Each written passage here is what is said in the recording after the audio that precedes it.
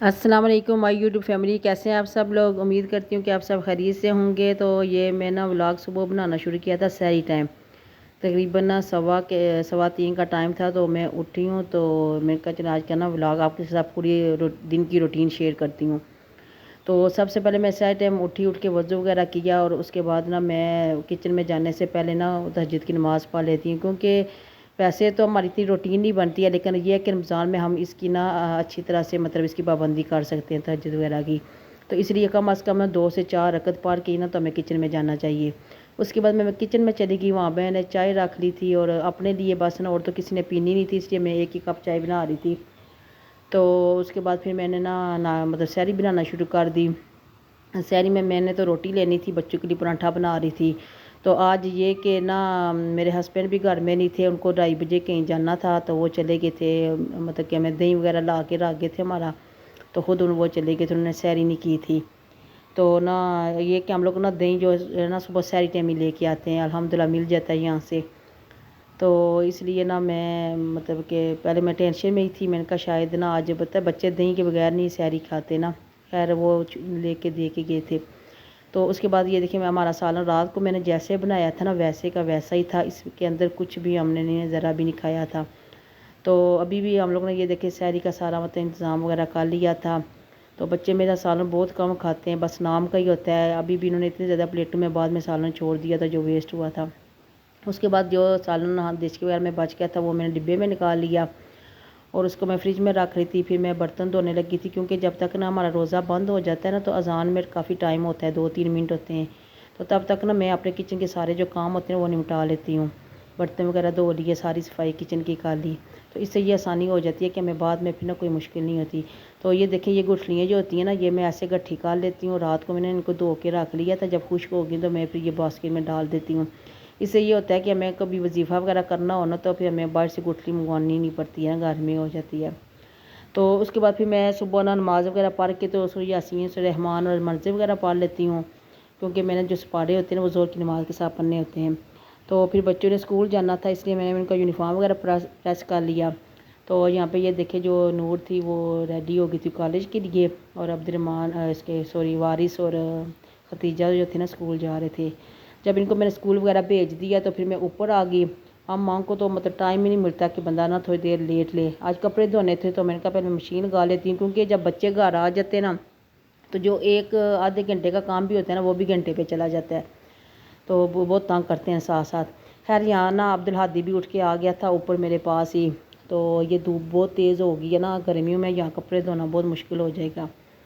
तो मैं कपड़े मतलब धो रही थी, काफ़ी हद तक मेरे कपड़े जब धुल गए थे, तकरीबन थोड़े ही रह गए थे जब मोहम्मद वारिस का ना टाइम हो गया था स्कूल से आने का। फिर मैं उसको लेने चली गई थी, क्योंकि मैंने बताया मेरे हस्बैंड आज घर नहीं थे, नहीं तो अगर वो होते ना तो वो ले आते हैं। तो इसलिए फिर मैं खुद ही जाके उसको लेके आई स्कूल से। खैर यहाँ पे मेरे काफ़ी ना कपड़े वगैरह धुल गए थे और मैंने इन सारों को धो के फैला दिया था तारों वगैरह पे, मैं क्या खुश्क हो जाएं। तो उसके बाद ना क्योंकि आजकल ना अभी मोटे कपड़े हैं तो बहुत मुश्किल होती है ना, स्पिनर के बगैर नहीं गुजारा होता। तो ये खैर ये भी ख़त्म हो जाएंगे, ये जैकेटें वगैरह अब गर्मियों के थोड़े ही कपड़े होते हैं, वो इतने ज़्यादा नहीं होते। तो मेरे जब कपड़े वगैरह धुल के तो मैंने बाकी सारा काम निपटा लिया था, जो मैंने मतलब सफाई वगैरह करनी थी नीचे जाके।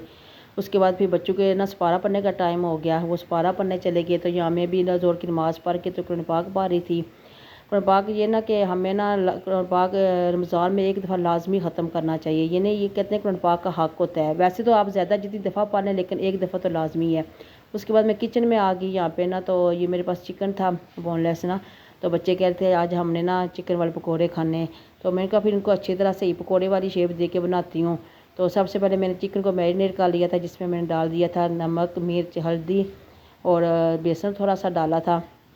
आखिर में ना मैंने इसके अंदर तकरीबन 2 नींबू थे वो मैंने निचोड़ के डाल दिए थे, उनके बीज निकाल के ना, तो उसका रस मैंने डाल दिया था। तो ये कि मैं इनको इसको थोड़ी देर मैरिनेट करके रख दूँगी, क्योंकि आलू को मैंने आखिर में ही काटना था। जो आलू का मेरा मेज़ा बनाना था ना वो बाद में मैंने बनाना था, आलू वैसे भी काले हो जाते हैं ना, तो इसलिए मैंने उसको ज़्यादा देर पानी में भी नहीं रखना था, क्योंकि इससे भी पानी बहुत छोड़ते हैं आलू।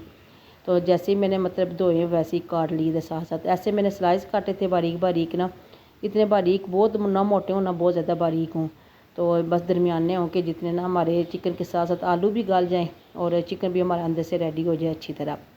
तो फिर मैंने आलू और प्याज काट के ऐसे बोल में डाल लिया। उसके अंदर फिर मैंने नमक डाल दिया, हल्दी डाल दी, मिर्चें और गरम मसाला डाला था। फिर ये हरी मिर्चें थी वो मैंने काट के डाल दी और ज़्यादा सा धनिया डाल दिया।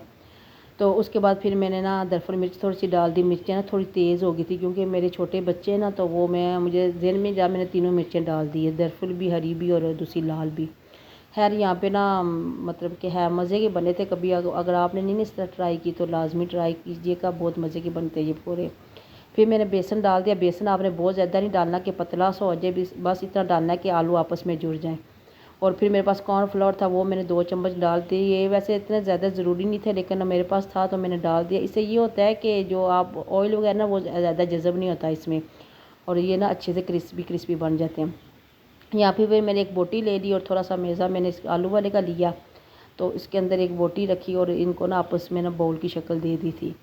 यानी आपस में ना इनको आलू को अच्छी तरह से जोड़ के ना, तो ये बहुत मज़े के मतलब बने थे। अच्छा, जो मैं वीडियो के बाहर बना रही थी वो ज़्यादा अच्छे बन रहे थे, जो वीडियो में बना रही थी ना वो इतने ख़ास नहीं बन रहे थे। खैर बनाते बनाते ना आखिर वाले बहुत अच्छे बन गए थे, बंदे का ना और तजर्बा आ जाता है। तो इसको ना हमने बिल्कुल मतलब कि बहुत ज़्यादा लो भी वो ना हो, यानी बिल्कुल मीडियम जो होती है ना आंच, उस पर हमने इसको बनाना है कि ताकि अंदर से चिकन भी गल जाए और बाहर से आलू हमारे भी पक जाए।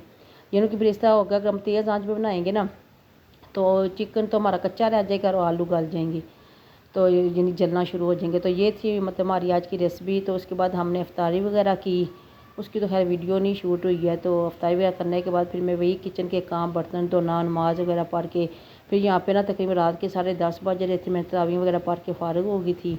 तो ये थी आज की मेरे पूरे दिन की रूटीन। उम्मीद करती हूँ कि आपको हमारी वीडियो पसंद आई होगी। अगर वीडियो पसंद आई है तो चैनल को सब्सक्राइब कर दें और वीडियो को लाइक कर दें। अल्लाह हाफिज़।